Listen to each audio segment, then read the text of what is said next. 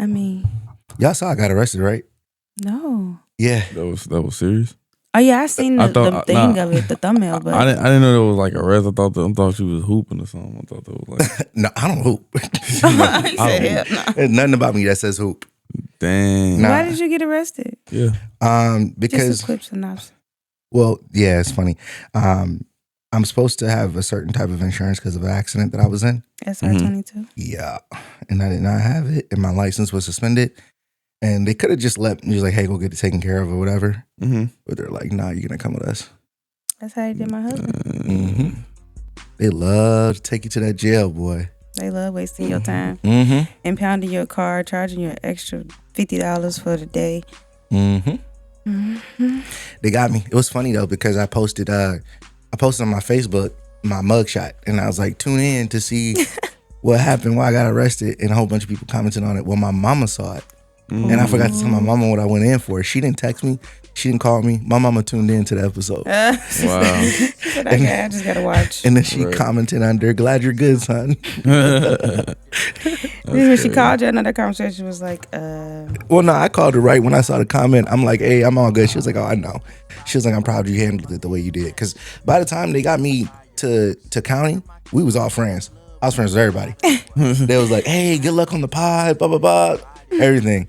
Because I don't. he said, I'm going to put myself on, seeing how I'm here. Oh, yeah. Might as well. And then because I was cool with everybody, by the time I got there and I was chilling with everybody, they didn't impound my car. Oh, that's good. Yeah. That's really good. That's really some money. And Hell yeah. But how y'all been? Been good. Been a good week. Been a mellow week. It ain't been too hectic. That's good. Yeah. Because my life be moving. Hell yeah. Always. Man, I feel like we ain't did this in a long time. Yeah. It's It's been a little while. When it be like that though? Did y'all get? Yeah. You got sick already, got right? sick. Did you get sick? You know what? I actually got like a slight cold, but it actually went away. I was like sick for like a day, but then it went away. It's something out there that they ain't telling us. Yeah, they didn't put something else on there. Like You know, it was that neurovirus. That's the one they told us about, but then it's that hidden one that they don't want to tell you about. yeah. And don't get mad. I caught myself trying to get some real food last night, and I want to cook. Okay, what do you consider real food? Well, just like not like diner food. Try to get some diner food. Okay. I went to Cracker Barrel. I didn't go. I had it delivered. Okay, how was it? The food was like mid, like super mid. Like Caucasian-y? Yeah. Like, I mean, When you went to super Cracker mid. Barrel. Yeah. What I did you was just gonna expect? say you chose Cracker Barrel. I would have went to Applebee's. Bro. Yeah. And I smoked a blunt, Red so Robin. everything tasted good. And then this morning I woke up, it was like 3-4 in the morning. My stomach was going. And you ever feel like you have like just a ball in your stomach? And I tried to fight it. I did. So plain moment. I tried to fight it, but when I gave it up, I gave it all up. And then I was like, okay, I'm gonna be all right. I got a couple more hours. I gotta go to work. And then I tried to fight it even more. Like it came back. I'm like, oh, what is this shit, Bro. I gave it up again right before work, on the way to They work, didn't poison your ass. bro. It was I ain't gonna terrible. lie. I think the last time I literally had Cracker Barrel, probably the last time I ever eat them, was in Vegas, bro. Me and my mom, we had moved to Vegas, and living down there, my grandparents came and visit us. So they came down there, bro. They was like, yeah, let's go to Cracker Barrel. My mom like, In yeah, they Vegas. always good, blah, blah, blah. Okay, cool. Bro, we go to that Cracker Barrel. Okay, I sit down. I'm like, okay, I got some chicken, some mashed potatoes, and like some green beans. Man, when I tell you, I've never tasted like the mashed potatoes taste like hot water. And Hot water cornbread. Yeah, it was hot water Yeah. mashed, like the mashed, like it wasn't even mashed potatoes no more. And then the gravy was water too, They with food no don't be tasting flavor. don't be tasting like And nothing. then the chicken, He said, y'all could have added salt, pepper, or something. It's like they just said, let's just put it in there and cook it and give it to them. Remember Rapper's Delight when he was like, the macaroni soggy, the peas all mushed, and the chicken tastes like wood. Exactly. What it probably. Man, bro, I'm telling you. Bro, That was that experience, and I was like, yeah, I don't think I ever go to Cracker Barrel. Ever thinking again about it in my right life. now got my shit hurting. Just thinking about it, bro. Just Thinking reminiscing. about it. I wouldn't have did that. Yeah. Yeah. I can't mean- think of one thing that like really did that to me. Like I was like, damn. As a nigga, you gotta know. The Like, first name is Cracker. You can't He be. said Cracker Barrel. You gotta just know. And then I tell you went. the other one that gave me is Arby's, bro. Arby's is fucking me I up. haven't had. You know, they've been having some good commercials. And I'm like, should I try Arby's? Arby's is And good. then like sometimes I'll be like, It'll it look fuck like you up. it looks like it. I You know have what I'm not saying? eaten there. Like ever. You've never tried it? No. I've had the like curly fries. They had they had this spicy chicken sandwich. It was pretty good for a while. Y'all come back That's next what I week. I'll get y'all Arby's. We'll try it together. It'll fuck you up if it's not done right. But if you get the right shit, We're gonna have to extra cook it then. I promise Because you. ain't that the one where like they got like corned beef sandwiches and stuff? Yeah, that Yeah, shit like, is good. The shit that's we not good. have the beef. Like Yeah. I used to get their fish sandwiches all the time. Their I fish like sandwiches are BA. A1. Yeah, I've never tried that fish. But I'm gonna go to the A deli. but the shelf life for on it. real, for real. Ooh, it did. Ooh, It's just the that's shelf good. life on it. Like you got to eat it while it's hot. If you don't eat it while it's hot, it's gonna fuck you up. Yeah. And then like their roast, like their ham and cheddars or whatever it is, Mhm. it ain't really all that good, you know, flavor. But they do got this bourbon sandwich that's like brisket, barbecue. It's got the little Christmas on it. It's good. It's good. Okay. Where y'all was talking about? What deli? What's that? Oh, DA Deli. Where is that? It's a place in Chicago. Basically, you can they really known for like corned beefs. Like basically the way my mom used to get it, you get it with mustard. And man, they give you like I don't white they bread, used to white give bread. on some white bread. They used to give you. I was gonna say they used to give you a lot of meat back then, but I don't remember like last time I went, they didn't really give you as much. But they used to give you like a lot, like just like slab it on there. COVID Yeah. got us all. Boy, I'm Like it telling used to you, when that's the best corn. I mean, like you With know a how pickle? corn beef. That's what I'm saying. With the, like, cause you know how corned beef salty. Yeah. Like, it got the perfect saltiness with savory. Like it's just. I don't know how they perfected that corned beef, but they did it. I got to figure it out Yeah, yeah. because Arby's ain't the. Okay, No. look. We're not going to It's Look, good. We're gonna have It's- to have you bring you DA Deli so you can try that in The comparison. thing is, it's good. It's just the shelf life on it. Like you got to be really Yeah. careful. And then I'll tell you the one thing that Arby's does better than anybody else is cheese sticks. Mm. I love a good cheese stick. I love White Castle's cheese sticks. Oh, 10 times better. Promise. Like that's what she said. Oh my mom, it's way Yeah. better. It's 10 times better. Yeah, I'm about to try it because Yeah. ain't no way. Better. Just Okay. the cheese sticks alone. That's A1, top tier. Do y'all think it could be like another type of restaurant predominantly about something else besides like burgers? You know how every place is like based on burgers, right? Mhm. So do y'all think it could be like based on like cheese sticks, based on iron rings, based on like different styles though, like different kind of irons, They different tried it kind with of the chicken cheeses, fingers and shit, but I don't know. Mhm. different They kind of- did. I don't think so because it's like it needs more. Well, it's gonna always be like extra on the menu. Right. Like yeah. You need some But, meat. but okay, so that's so like think about that. America is all about like meat as our main dish, but then you got other places like Oh, you're right. Japan or whatever. Right. They got like 60% vegetables, they 20% Yeah. meat. So it's like, do you I think didn't it'd be think about better to try and change Yeah. the narrative and or help it? Okay. I mean, America's going keto, so It's actually funny you mentioned that. I was watching a show called Paradise. okay, It's on Hulu. I've seen yeah. Have you seen it? I'm tuning in. paradise. They don't eat. They have like steaks and shit like that, but it's not Okay. real meat. And he had like a Mm. conversation with somebody about like, because it's like end of the world type shit, Yeah. and they're in an area where they don't have animals or cattle or anything like that, so they manufacture. Oh, so like their meat. lab grown meat. Yeah, Like, so it's kind all of lab like grown. Beyond Meat that we be eating. Yeah. I was gonna say kind of like now and like Right, in real life, huh? I mean, I'm cool with like mushrooms and shit like that that Mhm. taste like meat. Really? yeah. Yeah, when you there's- cook it right. So Mm-hmm. okay, so I got a question. Do y'all okay? Do you feel like it'll be okay to eventually square out meat in general and just go to lab? I think it's meat gonna if get to that good point. enough.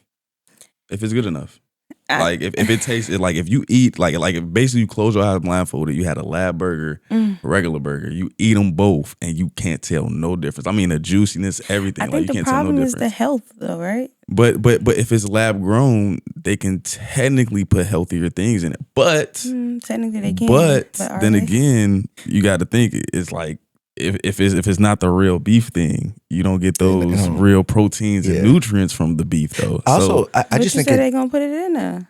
They can insert those proteins, but it's like they're like clones. Yeah, there's certain proteins you can only get from. Yeah, you know what I'm saying? Like that can only be generated by a genuine cow. You know what I'm saying? Like because they take that stuff from like a cow fetus or something like that. It's some crazy stuff. I think we'll get to that point because you gotta think like what's up with the chickens right now? Right, bro. You know what I'm saying? Like I don't understand. Listen, if y'all really think about it, this is the 3rd year in a row they had bird flu. Have we not thought about that? Last year they had bird flu. Yeah, year before that they had bird flu. Like, why do these birds keep getting bird flu? What's going on? Because they probably trying to hurry up and mutate them or something. We're not supposed to be eating chickens at a clip like this. Yeah, I do only eat chicken. Like I really barely eat. Like I think about it too. I do too. I love chicken. Like I'm like, oh my god. And then like I found out it's like 40 billion chickens. You know, like 7 billion. It's like 40 billion chickens. But then like they say if they find out they have bird flu, they kill the whole flock, like every chicken that comes even close, like they didn't even think came close to it. So some people be killing like hundreds of thousands of chickens. Like how and many? Then you gotta wait for them to hatch and then regrow. Mm-hmm. Yeah, like it can't be that many chickens. You know what I mean, bro? Yeah, but we eat eggs. We eat like the. You know what I mean? I thought about that too, but then you gotta think like cows are big, right? Pigs big, chickens. They're very small. Right. And then so I watched, I don't know if you guys have you ever seen Super Size Me? Mm-hmm. No. Okay. Crazy. It's really crazy. So basically they made a second one, but long story short, the first Super Size Me was he would go to McDonald's and ask them to supersize his food because McDonald's has supersizing, and he basically did experiments every day for 30 days to see if it'll make him gain weight, and the experiment was successful because he found out that not good for you. It hurt his health really bad, terrible. Like he had bad cholesterol. It was like really really bad. And he only ate McDonald's, but in the second one, which I really recommend y'all watching, he started his own chicken joint, and I saw that. Yeah, and like in this one, he had to fight against big chicken. He had to it's hard for anybody to get actual hatch eggs. And then like when you do have a chicken place, like the chickens gotta want to go out. Like to have free range chickens, like you can just open a hole in the wall and that's free range. Like that's it. Like they don't have to go out. Yeah, as long as they don't have to go outside. Right. As long as they have like access to. So I can put free range on my eggs. Yeah, and they not even run outside. Yeah. You know, so he goes through the whole process and then shows how bullshit everything really is. So all of it is like almost a loophole. And then like organic, like sometimes like certain things, you can see it's like 2 ingredients. So that's okay, organic. But then sometimes when it just says organic, it's like it's okay, really lab grown. Like what do you mean organic? Like explain. I'm stuck in the middle because I'm one of them people that also feel like eating plants ain't the way either. Because plants are a living organism, they gonna fight back too.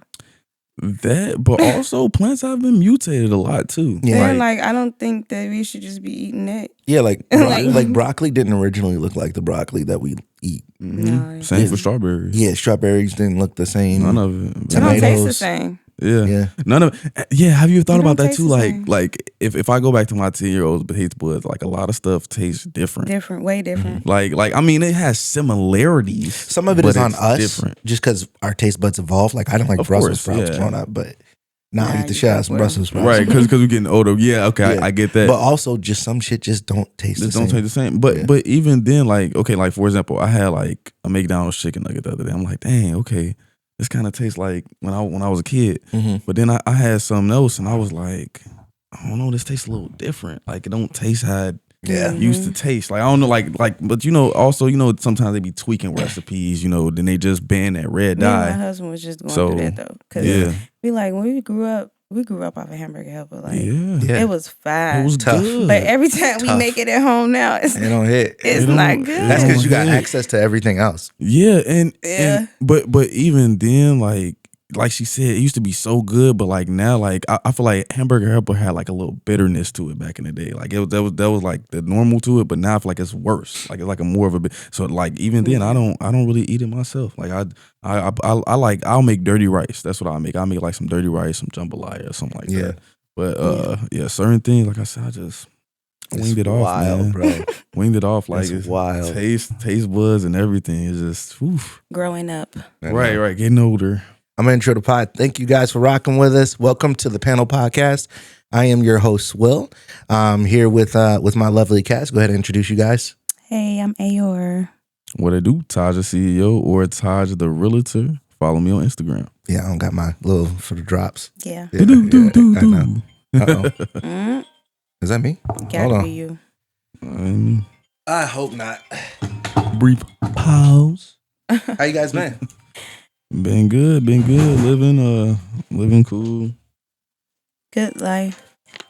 Try to have a good life. Good thoughts. Positive vibes. Exactly. All of that. I knocked out 3 open houses this past weekend. It was snowing, so didn't have many people come through. It was snowing? Yeah, I did 3 of them actually in one day. But you had people come through. Yeah, I had a few people As come long through. as you had one, it worked. It wasn't. Yeah, it at least was effective because at first I was like, dang. But I at least also recorded some content, so it wasn't like a wasted trip at least, So yeah, that's what's up. We haven't potted in a couple of weeks, and to give the listeners a synopsis of how this goes. We usually cover a couple topics of things that have happened in the Black community in the last couple of weeks, and then we move on to our subline or subheader title, or our main subject, whatever it's called. But anyway, anything interesting that happened? Well, my generation, Rise. I don't know if y'all know who Drewski is, but this guy, he started his own love show, and I mean. I'm gonna be honest, man. Like I got put on a Drewski by X a while ago, and at first I was like, man, this guy crazy. But like I watched this guy, and this guy, he's talking about Drewski's love show? Yeah. You seen it? Fucking hilarious. He bro. is something else. I've only seen the trailer. Different. He said somebody smell like shit. Yeah. I've only seen the trailer. I can't. No, funny as y'all fuck. gotta at least check out like he on the second episode, but y'all gotta check out the first episode. It's definitely funny. Where's it at? I think it's hosted. I don't want to. I seen him on Funny Marco. Well, a Atlanta. glimpse of that. Yeah, he's done I think 2 or 3 pods since then. I think he was on the Breakfast Club too, if I'm not mistaken. So he's been podding a little bit as well, But yeah, no, I mentioned that because it's actually pretty funny. It's just amusing how like these love shows and stuff, like it's like entertainment nowadays. Like that's really like besides anything else on TV. That's how it's been for a minute since Flavor of Love. Yeah, like do y'all think he's the only one looking for pioneer love. for that? Since The Bachelor. Like he was the one really looking for love. Yeah, no, flavor. Y'all remember that? Yes. With fucking who was the girl that got pumpkin? when Pumpkin got spit on? Delicious. Oh my delicious. Oh My favorite was Crazy. Remember Crazy? Crazy. Yeah. That's the one with the big ass. No, that was Buckle or something. That was Bucky. that, and then Delicious. And Crazy was like this skinny Hispanic girl. She was different. Yeah, she was different. He said, what's crazy? That's crazy. She was different. She was different. Crazy. Well, yeah. But yeah, no, that like I honestly think he was the pioneer for that. And even then, like just TV nowadays don't really got like a lot of good shows. And then as for like Black shows, they have been coming more. Like I will give Tyler Perry rings because he's been creating like more, at least on Netflix. He made one good movie. Well, a few good movies. He made Mia Culpa. That was pretty good. Yeah, was it the one with he made that was the one with that was Kelly the Rowland? one. Kelly. Yep. I give it a 7. I give it a 7, 8. Well, out of 10. Out of Tyler Perry. Tyler- Well, for it being at a the Tyler end of the Perry, day- it was good for a Tyler Perry movie. Yeah. You know what I think too though. Like he's a billionaire, so, and he opened up this studio like in Atlanta. So I feel like he runs the movie, but he don't really have as much footing as he used to. You know what I'm saying? When my Like, name on something, I you, feel like you it gonna always. make sure it's gonna always touch that. Yeah, and then buzz. most of his movies be like the same. It's like, you know what I'm saying? The Like same it follow kinda the same twist. outline. Yeah, I think that's Like, just his she get outline. beat on a little bit. I be like, you making too much money. You ever- to be you ever doing see- this. Like that. So how do you think he could tweak it? Like, Stop exploiting Black people. okay. Well, okay, no, I get that. That's a good example. Okay, so what's a good way to I want show him us- to actually have a storyline. Like, Yeah. okay. It's like every Tyler Perry movie is like, oh, we're still in love. We're still in love. You cheating on me. Whose dick you sucking? Right. Okay, so it's like it's like a love story, cheater, and yeah, it's always like the drama killer and stuff. type, maybe. I'm really referring to that. It's just black movie, Divorced in Black, Married in Black. Why did I get married? No, type shit. The one that just came out last year. Married in Black. Oh yeah, I think it was Married. It was on Netflix. Let me look it up. I just don't. The thing with Tyler Perry is the fact that like his movies don't evolve. That's what I'm saying. They always the same. They're always like this sappy love story, or this like woman who's battered and some shit like. And it don't give like there's no realism to it. That's what I was gonna say. It don't seem like it's a real scene. It gives like they're literally acting. Like, can you act better? Oh, yeah. The acting's usually terrible. That one with Megan. Yeah, that was nah, bro. silly. No. That one good. Then the one he came out with the strippers and that was horrible too. Yeah, just like a better storylines. Get creative, man. Like tell a story with like, and then he did at one point. I was gonna say something like AI or something like that, but he did that and it was terrible. What, he made an AI story? Yeah, it was a movie. I think he made a movie with like a robot or something like that, and it was just bad. I don't know.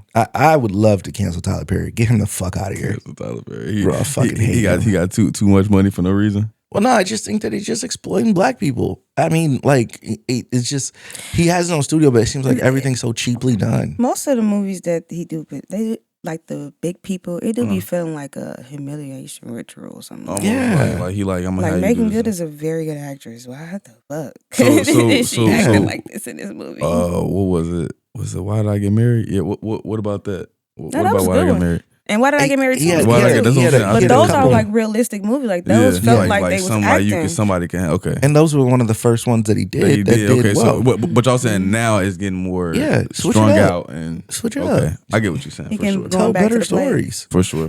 He definitely should switch it up a little bit. I've honestly been thinking about like wanting to write my own type of movie and storyline that is not like, you know, the basic premise of, you know, like y'all said, what they have or whatever. Yeah. Like even like the basketball rap premise, like I don't like y'all said, like it's just it's so it's typical. Played out. Like we can do more than that and we can do different things. So like why can't like they make a movie about one like us being the first astronaut or like an astronaut being like doing like some they got some movies like that. They do, but he black, don't. No, I'm saying like you know what I'm saying like a black narrative like a black kid grows up like loving science and you know he becomes, you know what I'm saying like you see him build and and then that might inspire little black kids to be like, oh, I could be a scientist. Wait, quick question: Who directed that movie? Woman King, a King's Woman. Oh, I know what you're talking about. That wasn't Tyler Perry? No. Look it up. Was it Oprah?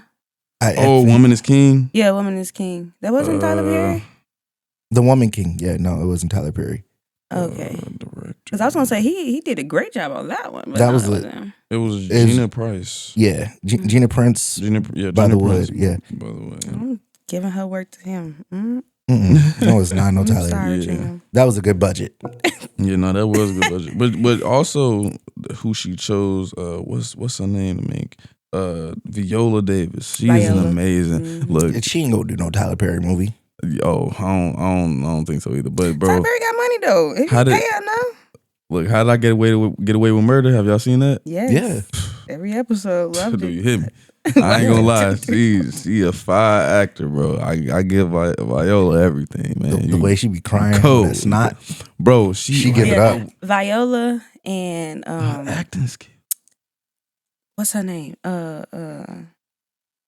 Angela Bassett. Yeah, they made me want to be actor. I was like, yeah, like man, they make it seem. So you be like, dang, like, and just how they could do it on wheel. Like they just make you feel it. You be like, is you really acting as you? Is that you for real? It make you feel like that's what I'm saying. But you know, some actors know how to like to dig to like deep emotion, and like they'll hit like something that you know, like somebody passed or something. They just hit it, and then it's just like tears. Like that's a skill. Like, I think people take that like overrated for real. I see why they get paid good money. Yeah, I just wish that, you know, just like in black entertainment, like BET for example. I wish things that were on BET weren't so cliche black to where it's what's like on there now? I haven't bullshit. Well, look what's just on there bullshit. Like they don't really like it seems like just like they feed Like a off look. of black pain and just bullshit. Just Mhm. like the Do you think the they feeding drama. off us though, or are they trying to entertain us because that's what we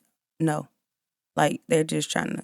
I think if we stepped up as a people and just like started to change it, Then because it's we're like only watching what we're given. If we're Seems given like- better things to watch, then facts. You know what I'm So saying? so what I just looked up the list right now. So for what they got up, well next they got Life, the movie Life. They got Mhm. Martin. They got Meet the Browns, and then they got Family Matters. Those like the next few things, and then they got Back to America.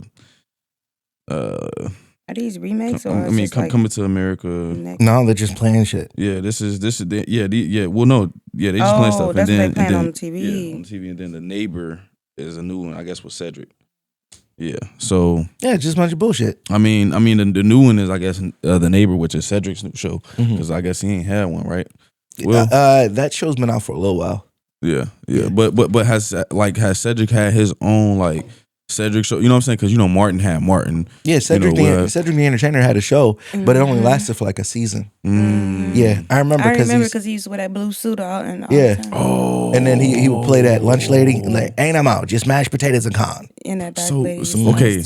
Do y'all think Kat was right about that thing with the women? Like every black man had to play a woman, or like every black man had a woman role almost in I their think career. I think at some point, like a lot of actors have to not have to like it's a ritual, Mhm. but I think America finds it funny, Mm. and America likes to make black people funny, and white men think it's funny, and so they do it because it's not just like black men who do it. John Mm. Cena, Yeah. It's other men. There's plenty of other men. yeah, it's just I don't know, Dr. Schwarzenegger. Doolittle, not Dr. Doolittle. Miss Doubtfire. That's what I'm gonna say. Miss Doubtfire. It's just it's a thing in Hollywood that So I don't think it's so much like a black thing. I think it's just like I don't know. It's just something that they think is funny, which really isn't all that funny. Right. But that's what sells, so they're gonna push it. It's almost like a girl putting on a suit or something, and acting like a guy. Not even. It's just there's this What you weird think there's this weird something awkwardness strange about about it, a big manly man in a dress. Right. And I mean, they do that though in Hollywood too. yeah, they When do you think all about it, over. like what's that movie? It's been a couple movies when the like girls had to play like boys. Wait a minute. yeah, oh yeah, Little- like Amanda Bynes did a whole movie, Yeah, I like can't she's the think of man. name of that. Yeah, that's what it's called. Yeah. Yeah, Yeah, there's Amanda things like Bynes- that.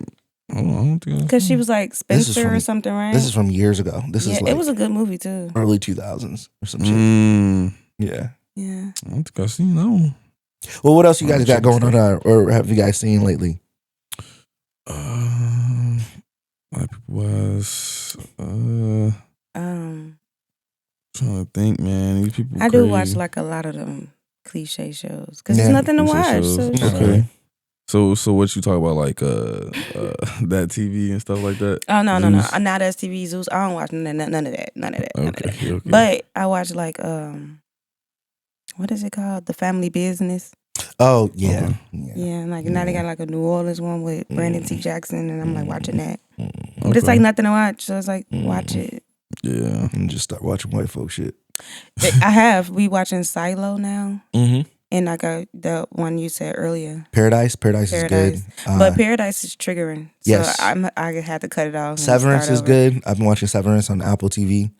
I must try that. I've been watching Virgin River on Netflix. No, that's too It was it's Caucasian. sappy. It's Yeah, real that's sappy. too- And the black dude that's on it is like such a corny ass black dude. He just makes all these weird I ain't faces. trying that one. you Just- on your own. Yeah, I know. I might be. Man, I just found out Notorious B.I.G. his mom died. Yeah, today. she died. Really? Yeah. Today?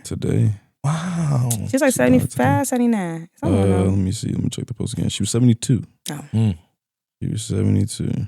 Yeah, I seen that. She passed away today. How y'all feel about that whole situation? Do you feel like it's closure? Because Closure for who? Diddy? well, no, closure for well, pretty much, I mean, if you do the research, like the research, Mhm. there are people out there who have done the investigations and they know exactly who killed Pac, who killed Biggie. Mm-hmm. They just never been prosecuted for it because they're dead now. The actual people who pulled the trigger are dead. So, like, do you feel like if you were a parent, if that was the case, just because someone wasn't prosecuted, do you feel like there's closure if they're dead?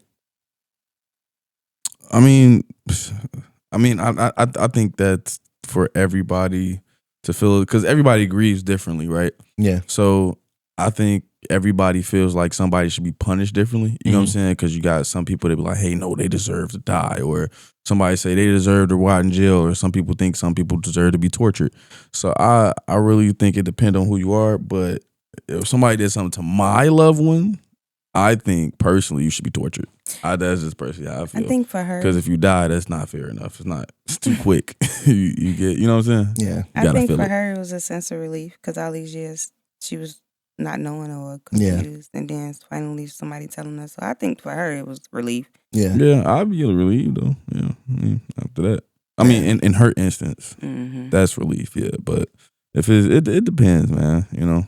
I'm just glad that hip hop's not in a place where those things happen anymore. Man. Over rap beef, over like legit at that scale, like where the biggest artists in the world are beefing and it gets violent. Okay, King Von. I wouldn't call King Von bigger than Tupac. He wasn't bigger than Tupac, big, but he was coming up. They was too big. Yeah, true. At the time, it's just. But it wasn't a whole coast against each other. I get that, like a West Coast against the East Coast. That's true, but I think rap beef, even just YouTube, everything is just so different now, man. Like, cause like back in the day, like you said, it was like more against coast, gang against gang, but now it ain't even that. It's just like your clique against everybody else. You know what I'm saying? So it's just like a lot of these rappers are getting killed because, you know, they traveling, they making a little money, right? You know, let's say you do your first show, you get $20,000. You can finally go to Atlanta and go to a recording studio. You don't have no time. Y'all ain't got no security. None of y'all got security. None of y'all can take y'all. I think people are a lot more accessible now with social media. That's what I was gonna say. I think that played a big part in the whole West Coast, East Coast, because if I get online and I see, you know, like they didn't have that back then to see like, it ain't West Coast over East Coast. It's just these two niggas beefing. That's it. Yeah, that too. And then like a lot of people like they put it in the tabloids, and you see tabloids talking about West Coast. Of course, you're gonna be like, oh, it's West Coast versus East Coast. When no, it's not. Yeah. Yeah, I think media had a bigger impact on bigger impact than then, because like now there's so many Mythbusters on TikTok. Oh yeah, I can just break down exactly what's going on and tell you the truth. People just sitting there, they got time to just sit in their room for hours and just watch everybody video, hop on everybody live, and just literally screen record it, and you just find a video of it screen. Like imagine, like just imagine it. Imagine being like a famous person and just knowing like somebody out of these 1,000 people is just screen recording you, like whatever you do. Like and some people do it immediately when you hop on live. Like they got a notification live, boop, screen record. Like that is actually wickedly. Should that be is that scary? It is. Well, the AI and shit like that. Catch-22. Yeah, because it can work in your favor. Because like for trolling or memes, right? But then it's like, you know, for some women it don't. It'll be working out. It don't work out. You know what I'm saying? Yeah. Be a little drunk or something. I don't know. I know some people. Well, I heard that some people be like running their own like fan pages. Like, oh really? Well, clip their own shit. I heard like they clip their own shit and like. I can see that. That's something I probably would do too. Shoot, if I said I need to. Hey, look, remonetize it, repopulate. Shoot, create your own trolls. What out of the two, who do you think had the biggest impact on hip hop, Biggie or Tupac? I think it was Unison. I think I would say Unison because of the East Coast West Coast thing, it kind of made each coast kind of like and then at that point like it's like, oh dang, nah, I'm more Pac, I'm more big, you know what I'm saying? Like just like with football or anything that has a competition, if you could pick a side, I think that's what makes it stronger. You know what I'm saying? Whereas if it was just Pac on his own, he would have still been big. Like he's a great guy, right? But I don't think it would have been as pushed if it wasn't like a Pac Biggie thing, because like it was always like who better, Pac like or Biggie? Their legacies are eternally tied to each other. Precisely. Well, and I'm gonna tell you, my answer is Pac, only because when I listen to a lot of Biggie songs, it be like, I ain't even What could you talking about? Or they be like, all right. have you guys seen the not the theory, but like the similarities between like say Pac and Drake, where Pac wasn't really people who knew him personally knew that he wasn't a real gangster. And that he was like kind of cosplaying a gangster and playing a character. Does that change anything, or does that or just the fact that his music spoke for what it spoke for? For me, it don't, because even though he wasn't technically a gangster, he was from there, wasn't he? Right. It's like I cannot be a gangster and still be about that. Like it's okay. Yeah. You like that's what I'm saying. They like, said he got beat up by Michael Jackson. Word up. I mean, Michael Jackson from Gary, from the hood. Too. Oh, true. Okay, what do you mean? First of all, today I watched the thing on YouTube, and somebody told me that Michael Jackson got a deep voice. Yeah, he does. He did. They say he do not be talking like, hey man, like wait. Yeah. What? Yeah, like so he did that when he sang and stuff. Like That's I'm thinking about the crazy to Chris me. Rock thing, but yeah, no, he did. There's clips out there of him with his deep voice. I have to look him up. Mike was funny as fuck, bro. See, the thing was the facade though. He wanted to make sure he just was always, you know. I think that's another thing with social media and stuff like that. Like we just didn't have access to stars in that way back then, where they could really social media. It'd be he different. would have been exposed. We would have been knew that he had a deep voice. Well, even not even just that. Like he wouldn't even bleach his skin, because like people were like, oh no, Mike don't, because he'd probably be like, oh, I should probably, you know, Twitter and stuff. I should probably bleach my skin too, but it probably would have been like wouldn't have been a big deal. Yeah, he was known like now he would have like hundreds of millions, maybe even 200 million followers. Like if he was still alive, he would have had like a second or a third run. Bro, that's what I'm saying. Like Mike was different. Yeah, he could have did some crazy tours, man. Yeah. But anyway, we'll get into our main topic today. It's cool because I got two people here with me that are a star in their own right. You guys have totally different backgrounds and different families and different things, but you guys both are very goal oriented. I've never not seen you guys hustling. You know, ladies first. Go ahead, tell us a little bit about like what you do. I am a nail tech. I'm also a content creator. I have a husband, 2 kids, so I get a lot of content out of those, doing those things and daily routines and stuff like that. And nails is really like, I want to say my passion, because I'm just artistic. Like I just like creating, and I like painting, and I like doing things like that. But yeah, that's I don't know. What about you, Josh? Me, all around, I just want to be an entrepreneur, but currently I am a realtor, like I always say every episode. Sell real estate out here in Indiana. The reason why I love real estate is because of the freedom and, you know, just the willingness to also meet a lot of great people, you know, and then you also get to see a lot of beautiful homes, you know, as far as the architecture, the way people decorate everything. Like you just be like, I just be like, wow, like this is amazing. Like, and I don't think I tell people that I meet that enough. Like when I see their house, like, wow, this is amazing how you even thought of this. Cause you know, everybody has their own thought, their thought process. You know what I'm saying? So when you see something, you be like, okay, you think of it a certain way, right? And you're going to be like, whoa, this is like totally not what I expected, right? So that's how I feel about houses, and that's what I like to bring to other people too. Like, and especially when I'm helping them find their dream home, it's like, they're like, wow, like this is my home. Like I can't wait to go home. Like when you come home, that should be your feeling. Like wow, I'm home. Like my atmosphere. You know what I'm saying? When you guys, you know, obviously, you're in your late 20s. Yeah. Late 20s. Was this your original plan? No. What was the original plan? I went to school. Oh yeah, we just talked about it. I have a criminal justice degree. Oh, okay, that's fire. Yeah, that's fire. Something in the criminal justice field was supposed to be the plan. That worked. So what were you gonna do in criminal justice? I don't know. So as a, you know, like 8th grade, I always was saying I want to be a juvenile lawyer. I want to be a juvenile lawyer. Okay. And then once I got like to high school, it was kind of like, all right, we gonna be a parole officer, or we gonna be a detective. Gonna switch it up. Yeah, and then it went from being a detective or a parole officer to, I don't want to do none of that. Blue lives matter. I don't want to deal with none of that. I ain't trying to do none of it. Yeah, I What came up changed in the your mind? wrong time. Blue lives matter, Black lives matter. The movement. Yeah. You like, dang, I can't. Because then it's that and then cops contradiction. was killing themselves. Like it was just too much. Did it feel like going it put you in danger? Yeah, and then they also show you this video of like first day on the job type shit. Oh, some stuff that can happen. And the one video that I seen, the lady died, and she had like a 2-year-old at home, and it was like, oh no, I ain't doing this because I had a kid. Yeah, let me exit out this field. So I finished out the degree, and and then that's when I started nails. Wow. Because it gave me flexibility. I can do my own schedule. I can book it's just so much more convenient for my life. And then and then it comes to me so easy. It's like just do it. Done. Nice. There you go. Yeah. Like, good looking.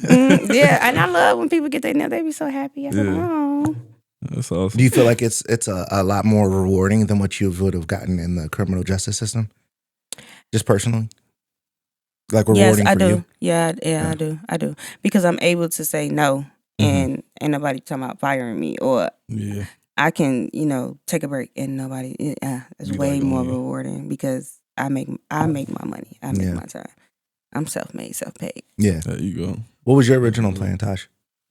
Dang. So, like I said, I'm in my mid-20s, so I graduated almost a decade ago. But anyway, so at first when I was in high school, I really like games, man. Like I still do. I still play games, but like I wanted to be a coder. Like I want to make games. I'm like, I like games. Why not make them, right? So I went to Maryville, and going there, they actually had coding classes. So I had coding classes.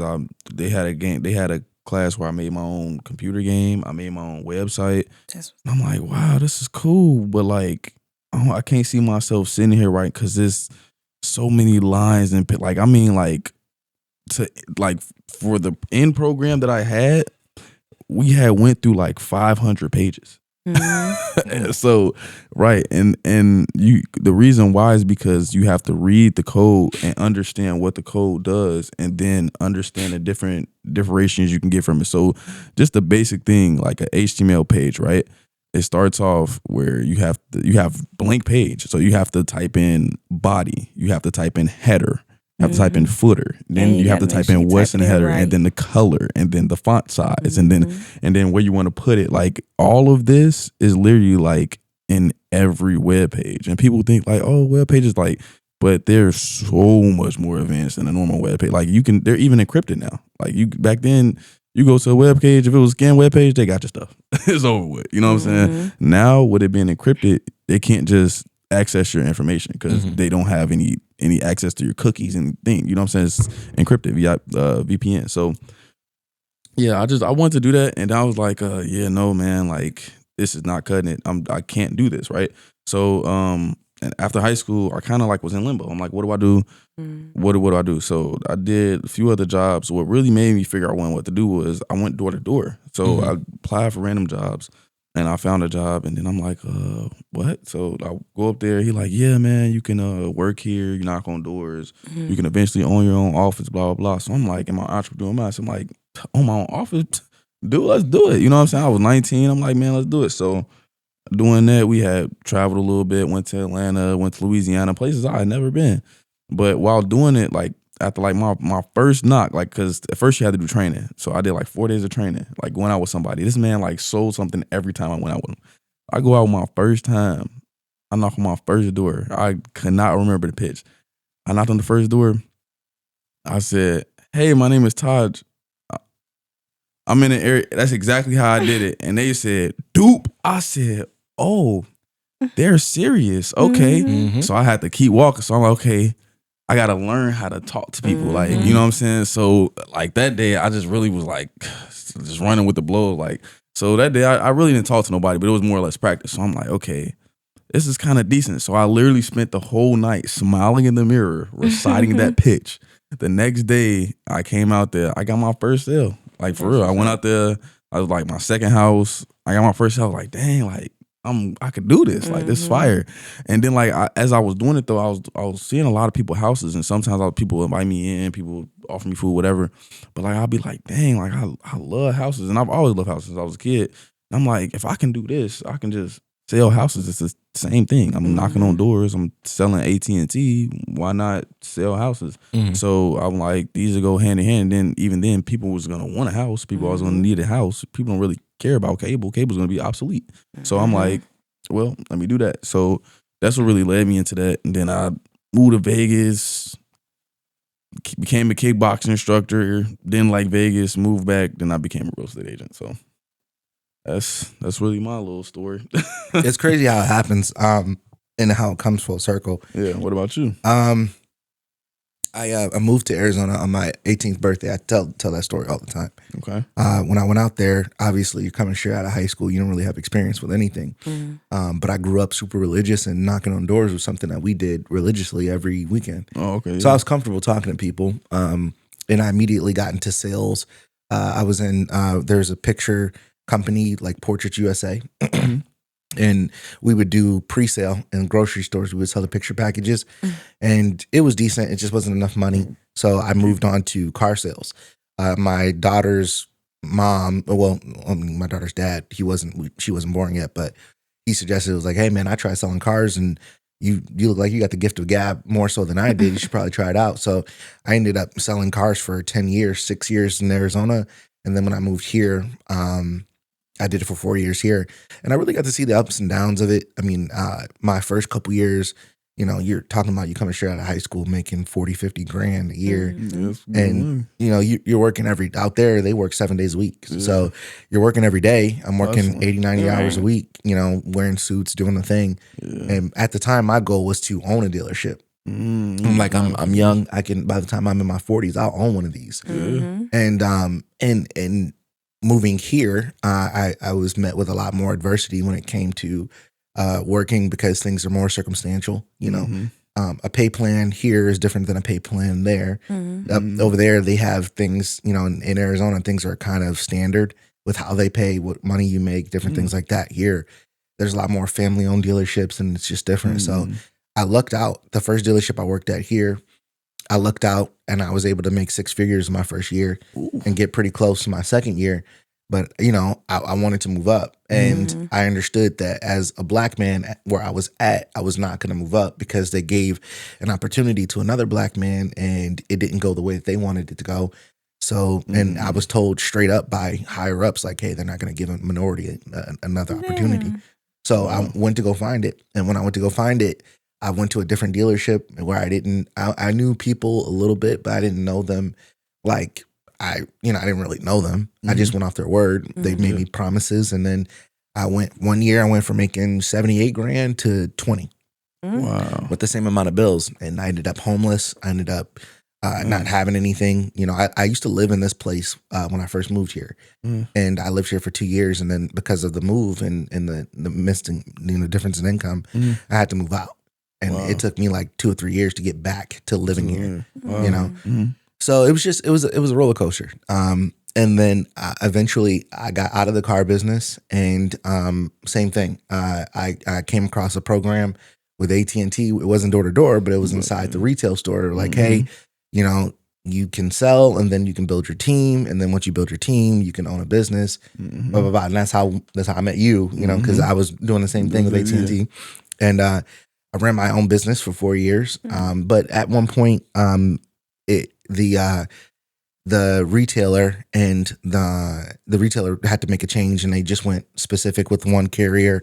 And my job was, hey, you can move and do it somewhere else, or you can just move to this different company. So that's how I got with T-Mobile. And the cool thing was, it was like, I make the same amount I make more money than I did before. I have 401k, I have different things like that, benefits and whatnot, but it's half the time. So for a while I was doing that, and I was doing DoorDash and stuff like that, and trying to stack up as much money as I can. And at one point I was just kind of like, hey, I've always wanted to do podcasting. What is it going to take? And it was funny because, you mentioned how when we started, it was just four creaky ass stools in this room. This room was not painted. 3 lamps. 3 lamps for lighting. We didn't have any professional lighting at all.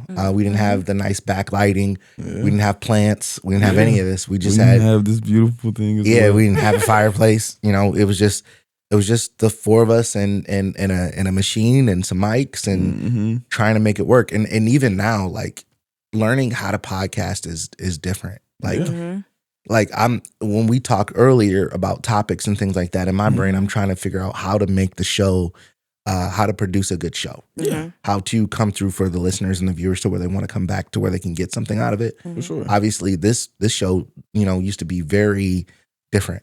We used to talk about famous people, and we used to talk about very provocative things. And my tone was a lot different. I used to say some very outlandish, fucked up shit. But I think that just comes with you evolving and figuring things out over time.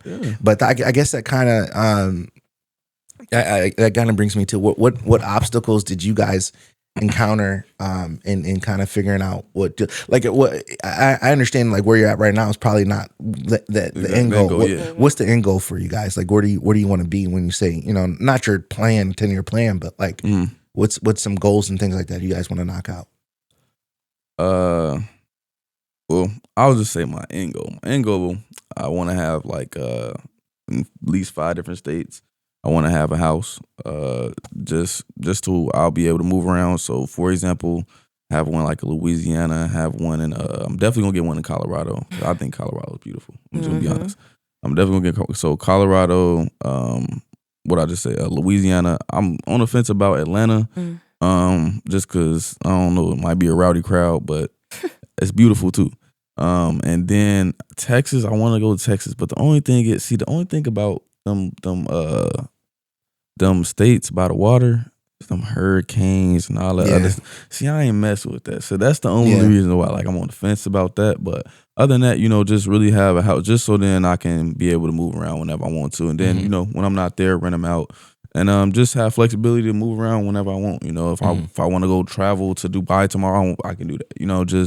Just really having the means to do what I want, and then also helping out the people that I know and love as well. You know what I'm saying? So we can all be able to have fun, have flexibility, and help each other grow.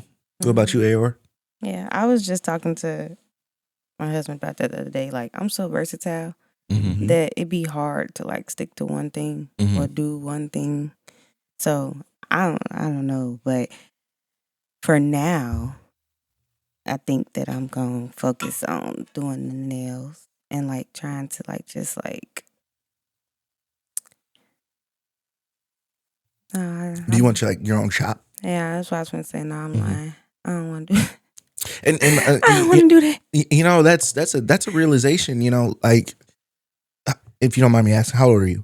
27. Okay, so when I was 27, I was still selling cars, and I still felt like that was the plan. I'm 34 now, and it's totally different. Like if you look at people who are successful, they usually don't find their success until mid-late 30s. Like, Oprah didn't find it, Tyler Perry didn't find it. And so there's just still a lot of living that you got to do to figure out like what your actual goal and like what your actual path in life is. And it's going to change. Your interests are going to change. Your family's going to grow. Your family's going to, get smaller. It makes it really different. So that was my battle, because that's my battle. Because I'm at the age where it's kind of like, I do what I do and I make money doing it. And it fits my life and it works, but I don't see it being like the end goal. So I was just telling Swell earlier, I had started school back. I was going to combine my criminal justice degree with a cybersecurity degree. Okay, nice. And I was going to make $90,000, I was going to... I started that and it was like, I don't like this either. And that's okay, and a lot of times too, like I was thinking about it, when I was selling cars, and I was like, oh, I could own a dealership. And then when I had my company that I ran, it was my company. Yeah, I could own a dealership, but at the end of the day, I'm still building someone else's dream. I'm still subject to the manufacturers. I'm still subject to my clients, different things like that. Like, I'm really not doing it on my own. And, I really, when you own your own business, you can really make it your absolute own. You make the rules, you know. And in the situations that I was in where I own my own business, it wasn't that way. I still had to abide by their rules, play their games, do their thing, be that guy that they wanted me to be. If they want me to go here, I got to go there. So I really didn't own it the way I wanted to own it. But with this, like that picture's on the wall because I said it is. You know, you can really mix it. And sometimes it's like finding out whether and if you don't want that, that's okay. Yeah. That was the one thing I didn't like. When I started with T-Mobile, I was like, I don't want to be the boss. I don't want to have a staff. I just want to chill, make my money, enjoy my time, go home, go see my baby, different things like that. And then eventually I got that itch again, you know, but like that, I think that's okay too. I think people really, they don't invest too much in like, they feel like they have to be somebody. Yeah. You know, especially at the late 20s, you feel like, okay, I've been out of school for 10 years. Yeah. If I'm not rich right now, then what am I doing? And it's really not like that. Yeah. You know, give yourself some grace. Yeah. Not only that, like if you're an adult, like, okay, so let me ask you guys this. What is the definition of success for you guys? Depends on the person, but for me, just for you, it really isn't like money. It's really like happiness. And I know that money don't make you happy, but it's definitely on top of the list. Yeah, it helps. So it's like if we just got enough to be to be stable, and like so right now I feel like I'm happy because we don't struggle. My bills don't go unpaid. Like I'm fine with that. But I'm also at the point right now where it's kind of feel like, okay, well, what what's the end goal? Like, I want to be able to make money in my sleep, and I can't do that right now doing else. Right. So it's like you ready to level up. Yeah. Yeah. So that's mine. What's your success? What's the definition of success? For me, it's just being able to do exactly what I want when I want. Like I would say, just like you said, like not the money, not the pinnacle, but like if I have like enough just flowing in, like when I'm sleeping and stuff, like when I got my dividends going in or whatever, and I ain't got to worry about nothing, man, I'm good. You know what I'm saying? Yeah. Like I ain't gotta, you know, like I said, I'm gonna be traveling. I can do this. I can do that. I can do whatever. I can sleep all day if I wanted to. You know what I'm saying? It's whatever you really want to do. And it's and for me, it's like I prefer that just more or less because then I have more flexibility. Because what if just one day I wake up like I want to go work out at Miami Beach? You know what I'm saying? I could literally just go do it. You know what I'm saying? Rather than just going to the gym down the street like anybody else can. I want to go to Miami Beach. I'm gonna go there. You know what I'm saying? So I do it. Like just stuff like that, you know? So for you, Ayor, it's security, and for you, it's freedom. Yeah, freedom to just do whatever I like. Yeah. I think I'm somewhere in between. I enjoy the security, but I also love my freedom. Yeah. Yeah. And it's really it's very interesting getting to that point where you realize what's most important, you know? You don't have any kids, do you? No, So yeah. It changes Definitely becomes everything. a mental battle. Yeah. It's like you gotta focus on what life wants compared to what you want. It's not and just then you. It's a lot. So that's the reason why I've been more hesitant to have kids, because I know even myself, like when I had kids, I'm gonna be focused on what they doing, you know, how they doing, blah blah blah, and it's gonna like not deter me, but it's gonna take off some percentages of my focus of what my end goal is. You know what I'm saying? And for me, I want to make sure my foot is at least in the door and I got the ball rolling in my career, just so then, you know, when I do have my kids, it's already going rather than me trying to get it kickstarted when I have them. You know what I'm saying? Because it definitely will have me like, oh, dang, but my kid, but I got to go do this, but my kid, and then it's like, it's too much for me personally. So I know how I am, so I'm like, nah, I can't do that yet. So do you guys feel like being of course, being a black woman, being a black man, do you feel like that puts a damper onto you being able to achieve the things that you want to achieve? Do you feel like it holds you back in any way? Not all the time. What is it? Having kids or no? Just like, do you feel like being a black person in America? Do you feel like that it holds me back? Do you feel like there's obstacles in the workplace, or is that just something that we create on our own heads? Of course, what's that like? I work in a nail shop, so I worked in a nail shop. I've worked in the suite. I've worked in my basement. I've worked traveling, right? So like I've dealt with a lot of people and a lot of things, but in the shop, I've dealt with a lot of like she black, probably can't do nails, which is crazy. But like that, or like the assumptions that we can't comprehend. That part, or the what am I trying to say? So like, say if something goes wrong, me being black, I can't really say nothing because then it's like I'm the mad black woman walking around. Right. So I just gotta like keep your composure. It did, and especially like with my aura, it's kind of like one question and they just like, and it's like I'm just trying to figure out where my stuff is. That's all. and you can't have a RBF. You can't have a heightened voice.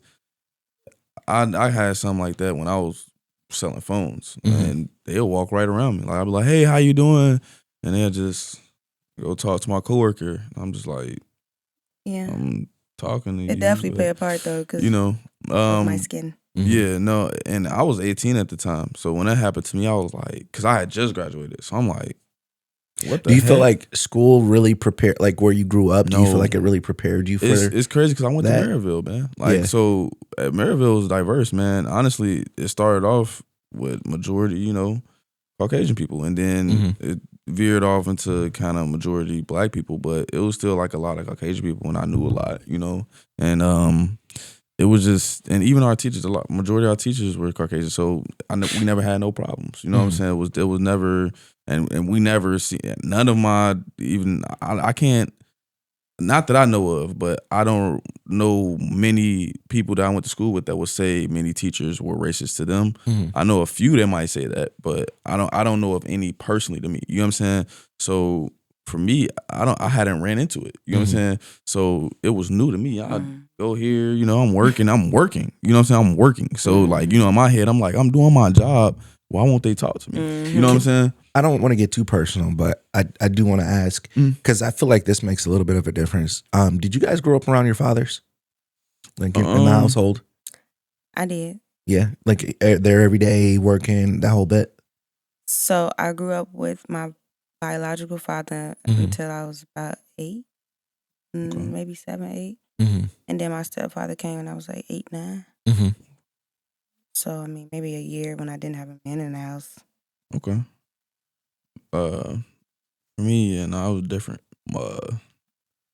My dad was he was in California from when I was like, I want to say 2 to like 6. And then we moved out here. We moved to Indiana. Then, let me see. I was 11 when him and my mom broke up. And then 2 years later, she started talking to somebody else. But I didn't consider him a father. Because you already old. Already had a dad. So, yeah. So, did you feel like you had like a good male influence growing up? I mean, now one thing I will say, my dad, he showed up. He had talked to me. He'd try and take me to go play. He would do by his means. That's the best way I could put it. He'd do by his means. And I don't resent him or anything for it. I'm not, one of those people like, oh, I hate my dad for not being there. But we talked about it, and I told him like, I feel like you could have been there for me more times than not. And he was like, well, it was a lot more going on in his life, and I understand. But then again, it's only so much you can understand being a kid. Yeah, you know what I'm saying. Yeah. And I deal with that with my daughter being in Arizona right now. Yeah, like I totally understand that. Right, both sides. So it's like when you the kid, he can't really understand how I would feel. Yeah, you know what I'm saying. But then again, it's like I don't really know how he would feel because he had to go through certain things to put things in line. So it's like, whatever. But as of recently, like my relationship with both of my parents have been exponentially better the older I've gotten, which is crazy because when I was younger, I feel like it was kind of rocky, like in my teens. But then again, you get teenagers. That's just teenagers, But then again, I don't know. Even then, like just, like I said, like me and my dad, we would see each other not too often. My mom was always working. So, and then it was just me and my sister really. So not too much. My main male influences was my friends. Like we really grew up together. Yeah, I known one since I was 7. So almost 18 years. Another one, I known him for like 14 years. Like I known him for a long time. You know what I'm saying? So kind of really raised each other, influenced each other, and just taught each other everything. Like you learn how to tie your shoe, you gonna teach me, and then like so that's how we was. We fed each other. You know what I'm saying? Like, and that's really how we kind of grew up. But I would say he helped, but he wasn't completely there. Well, I only asked that because my dad, he was around. I mean, of course, in my life, my mom and dad were together the entire time I grew up. You know, whether they liked it or not, they were together. And you know, maybe we didn't see the exact way a relationship should go, you know, between them. But one thing that he did instill in me is a good work ethic. And he taught me that when you're growing up and you're in these, because he owned his own business for a while too. And he taught me that when you're a black man, he taught me how to be a man, and he taught me how to be a black man in America. Two totally different things. And the principle of you have to work twice as hard to get half as much as a white person. You know, like it sucks. And a lot of people will dispute it. And a lot of people will say, nah, just work hard and it'll come to you. But that's really what it is. It is. And I just wonder if they're, you know, I wonder if something like that in school for kids would go a long way to where, hey, I get that you're like, you know, I understand they're getting rid of the whole DEI thing and whatnot, but you know, for these black kids growing up in these hard communities, for them to learn that, hey, like it's gonna be rough if you don't work twice as hard as the next person next to you. Go ahead. You have kids, so it's pretty interesting. Yeah, you go first. But I'll say for me, growing up, I went to high school in where I go to high school. I went to high school in Dalton. Yeah. I went to Thornridge. And before Thornridge, I went to another suburban. Okay. And then I was in city schools. But what I'm trying to say is going to Thornridge, they had certain classes like etiquette or like... Oh, okay. So it was there. Like finite math. Like they teach you about your taxes. And like they had those extra curriculums when you got to like your senior year. And I do think that those classes helped, like even with my speech classes or my etiquette class that I took in college. Were they mandatory? No. Oh, really? They aren't. That's what I'm saying. They're not mandatory. But that you just because people be so happy saying, I ain't got to go to school the whole time. You probably should pick up some classes to teach you something. But that's what I did. I was a lame. I went to summer school for extra credit. Like, I think those things should be like mandatory, right? Yeah. Because in the workplace, you know, you just don't want to come off as that black guy, that black girl, that angry black man, that angry black woman. Because once you get that stink on you, it's so hard to get off. It is so hard. I think I have it on me right now where I work. Well, just because I'm so nonchalant about doing. You was cussing people out. I mean, with my job now, like I'm so invested in the podcasting and everything like that. It's just like my regular job is my side job now, so I just don't be paying attention to it. I'd be like, whatever, you know. But I mean, that is a thing, you know. For once you get that stink on you, that you're the angry black guy in the workplace or the angry black woman, it is hard to get off. And the opportunities that, for instance, when I sold cars in Arizona, I wanted to be in management just because like my goal was to own a dealership. You can't do that unless you move up. So I go to my manager and I say, hey, how many people do I have to bring in to have my own team? He was like, you bring in 6 people, you'll have your own team. What he didn't tell me is that it takes weeks for people to go from applying to drug test to training to selling. Wow. So I didn't know that, obviously, because I'd never been a manager. So I gather up, I had been around the block a little bit. I gather up 11 people that I knew and that I got that said they want to come work for me. And I got them all in a room in the conference room. And my boss walks in, he goes, whoa. He says, okay. So he goes in and he talks to him and he says, okay, you know, we're going to go ahead and you guys go ahead and fill out your application. I'm going to take Steve's word for it. We'll go ahead and hire you guys on as long as you can pass a background check and different things like that. We'll get you guys on. Well, in between time, I'm not making any money because I don't have a team. I'm not on the sales floor and these guys are getting processed. So I'm doing interviews for other people, interviews throughout. They're just paying me a salary just to kind of hold me over. And then my team finally gets to the point where I'm having people sell. But a lot of the people that I had that I brought on for one reason or another, background didn't go through or couldn't pass a P test or anything like that. So I'm dwindling down to just the regular people that I've hired. Some of these people have never sold a car before. So I'm teaching them from not knowing what a car is, how it works, into selling them for people. Showing them the steps, all that stuff, right? So obviously my team is the lowest team on the totem pole. 4 teams, my team's at the bottom, right? So a couple of months go by, they pull me inside and it goes, we want to put you back on the sales floor.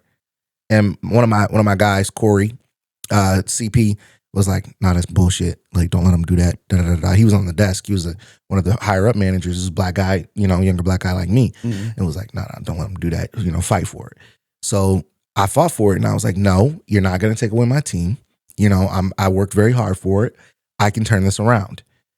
And so another 2 months go by and I go from the bottom to like right dead in the middle, right? My team's doing mediocre, but they're not doing bad. And then they come back to me and he goes, okay, so here's the thing. You're not making a whole lot of money with your team. Your team's doing better, but they're not doing as good as they can be.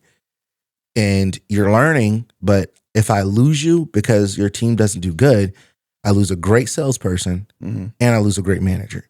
And I don't want to lose that. I want to be able to have you, here and to develop for later. And they made the decision for me to take away my team and to give it to someone else. And that pissed you off.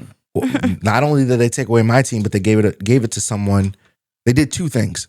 They gave a whole team to someone coming in from somewhere else. And then they promoted a guy and they just gave him experienced people. And so I'm like, you giving this dude, and I had to do all this shit. And then they gave a white kid my team and he had never been a manager before. And I'm like, well, why are you going to give it to him if I'm doing a better job? Like, well, we don't too much care about him as much or blah, blah. I'm like, nah, that's bullshit. That's bullshit. And so I'm like, well, my team isn't even the worst team out there. And they go, well, do you want to be the tallest midget? And I'm like, but anyway, I go back to the sales floor. I crush it. I double my income in just that month. And then from there, I rocked out until I moved.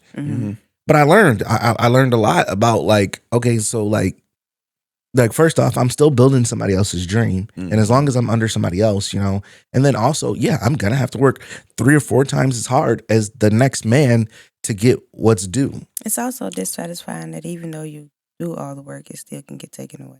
Yeah, I did not like that. I did not like that at all. George Carver was one person. It said that he made over 300 current inventions that we use now. I'm talking about like soap, rubber, all type of stuff that was stripped away from him. That was basically...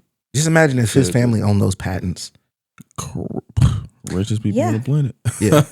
Richest. Y'all will be... the list is crazy for the things that he helped. It's so weird how much Black culture affects society for how little. Like, we're only 13% of the population. Yeah. Right.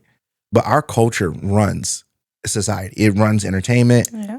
It runs everything popular. If you're looking at trends, there's a Black person behind. Yeah. And they take it and they look at us like, ugh. Dancing, all of it. Well, you got it from me. Yeah. And then also how things are looked at if it's on a Black person. Like I saw this post on Instagram earlier today where there was Black girls that were dressed, they were all done up.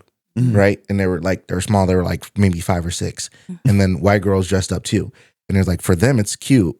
For us, it's too much. It's being grown. And they showed it over and over again. Like, oh, for them, it's like, it's cute. It's adorable. But for us, it's being grown. Like, it's just that whole stigma. But crazy. I feel like if we were taught those things and it was mandatory, from ground up, then and we knew that it was a thing, then we can better combat it later on in life. I think they've tried, but they did it the wrong way, if that makes sense. Like, don't wear red lipstick or don't wear shorts around like other people, certain people. Like, yeah, I should be probably keeping those people away as opposed to telling me not to wear this. Yeah, and also, I shouldn't be sexualized anyways. Like, right. Like, let's get to the root of it, not try to combat it. Like, they try to combat it as opposed to getting to the root, like, and fixing. That shouldn't be the first thought. You should be like, you know, like, that's crazy. Why does she look grown? Yeah. You know? It's just those things. It plays in my head a lot. But besides that, what you know, obviously you guys have, you know, goals and things that you want to achieve now. Do you feel like there's anything that you would need from a society in order to be able to achieve those, or do you feel like it's just up to you, or do you feel like there could be help? I always use some help now. Yeah, I mean, you know, I just feel like in general from the Black community, just support each other. You know what I'm saying? Like, do you feel like there's not support? Yeah, I feel like, well, I mean, it is, but it isn't. Like, I feel like it shows, but it doesn't show all the way. You know what I'm saying? Like, go ahead. I believe that, like, your target audience or your support is just not gonna come from your hometown. Isn't that wild though? Never do. Yeah, it is. That is like so until wild. you get super big, then they Then like, I know him, and then it's hate.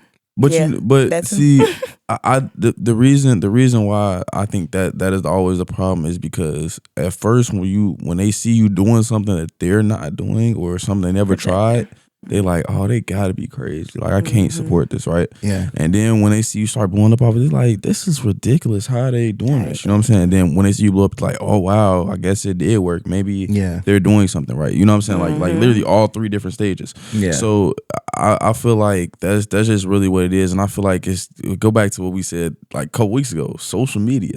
Like it's a character. You can be a character.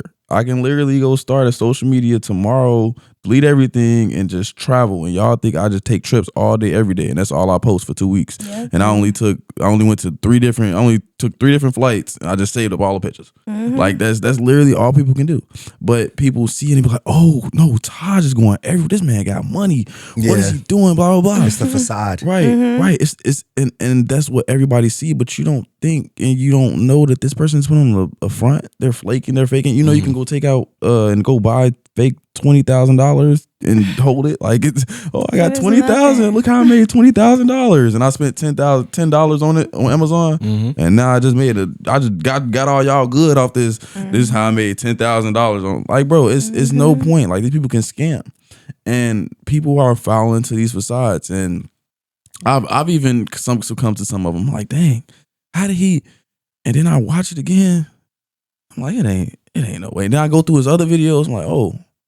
But just like a couple months ago, you know what I'm saying? Yeah. It's just like doing the math. You start to figure stuff out. And I mean, like, yeah, you could have ran it up. You could have had a couple good videos, but I don't know. You know what I'm saying? So it just be like stuff like that, you know? And but just in general, support. Like, just support each other and just be more willing to help each other. I feel like that's always another Black person problem. They see somebody win, they be like, nah, he winning. Don't help him. Like, help him, because if you help him, he can help you. That's the whole premise of this network. It really, I feel like if I get on and I have all these shows on the network, have all these people under me, I win. Everybody wins, for sure. You know, if I can take, you know, your podcast that doesn't have video, add good video to it along with good audio quality. You know, if you get popping, we get everybody gets popping. Everybody get on. Yeah, and I don't think there's enough of that in our community, but hopefully there's a change, because, you know, with this administration and the different things that are going on right now, if there's not enough unity amongst us,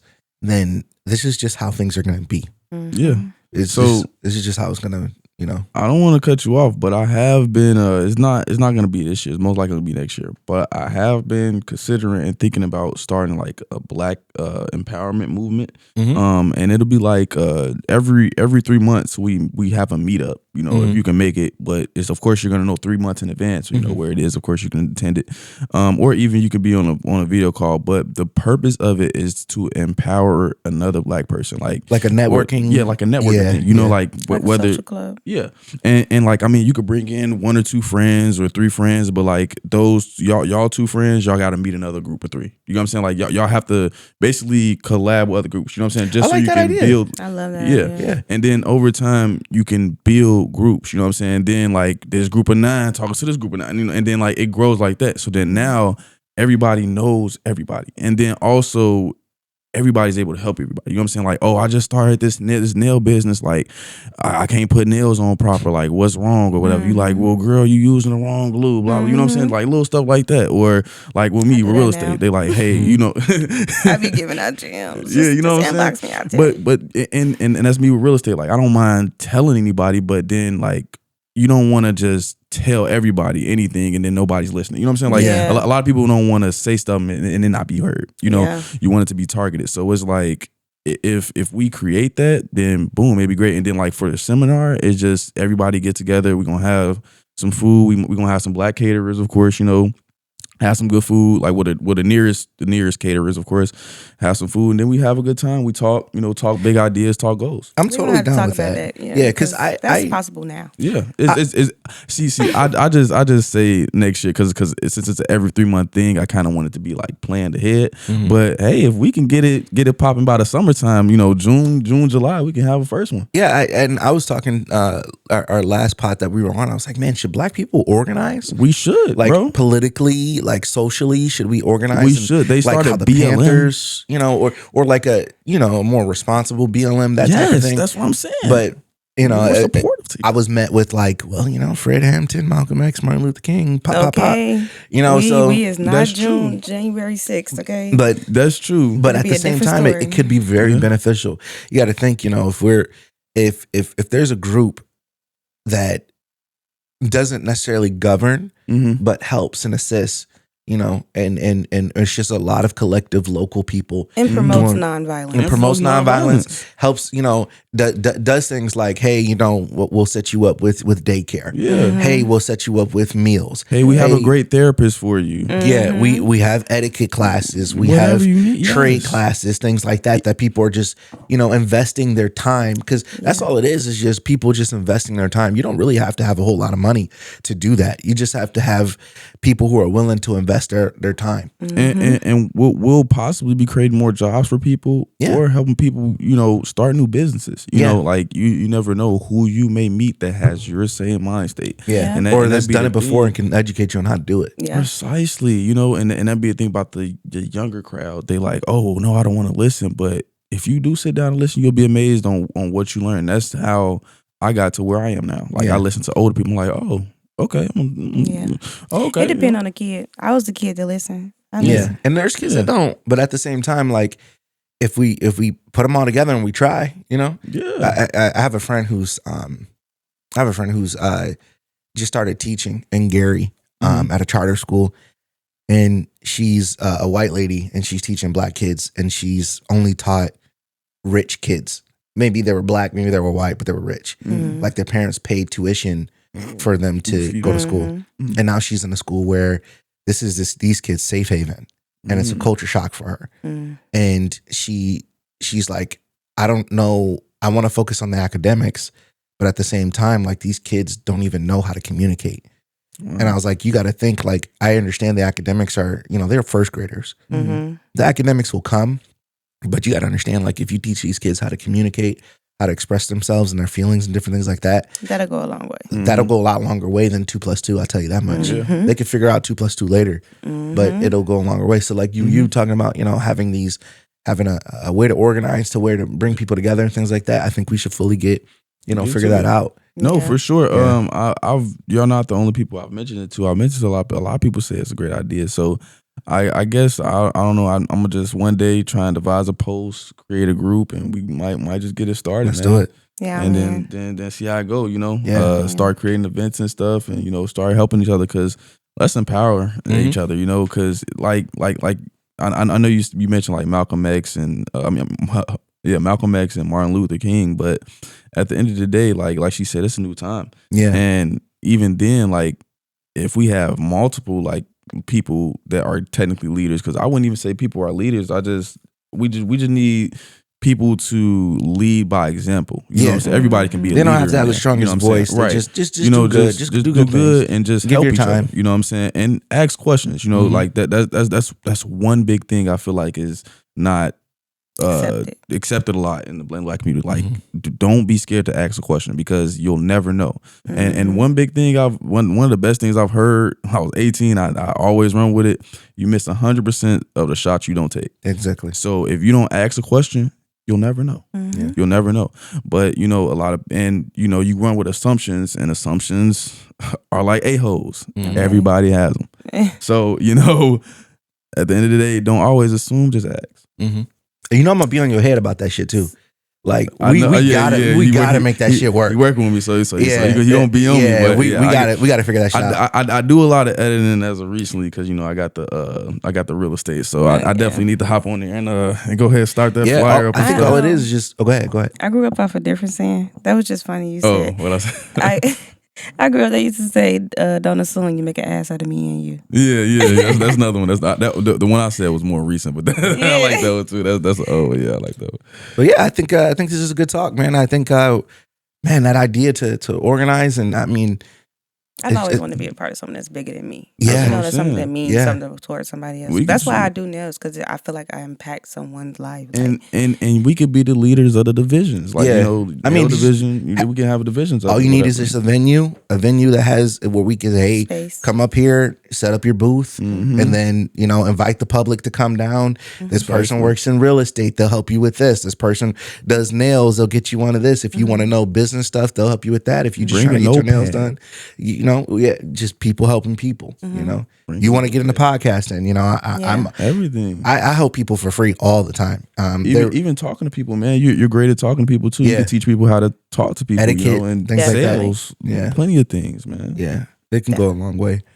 But I appreciate you guys dropping in today. Thank you guys for listening. Like always, subscribe. Let's definitely make something out of this something. Yes. We appreciate you guys, and thank you guys for giving me your time. No problem. It means the world. It really means the world in this very different studio that we have. It just keeps evolving. Right. Every time it's something new. I'm telling you, I'm like, oh, wow. I'm trying to figure out whether I want to keep that couch or do something different, or if I should get more chairs like this. I don't know. I think the couch is cool.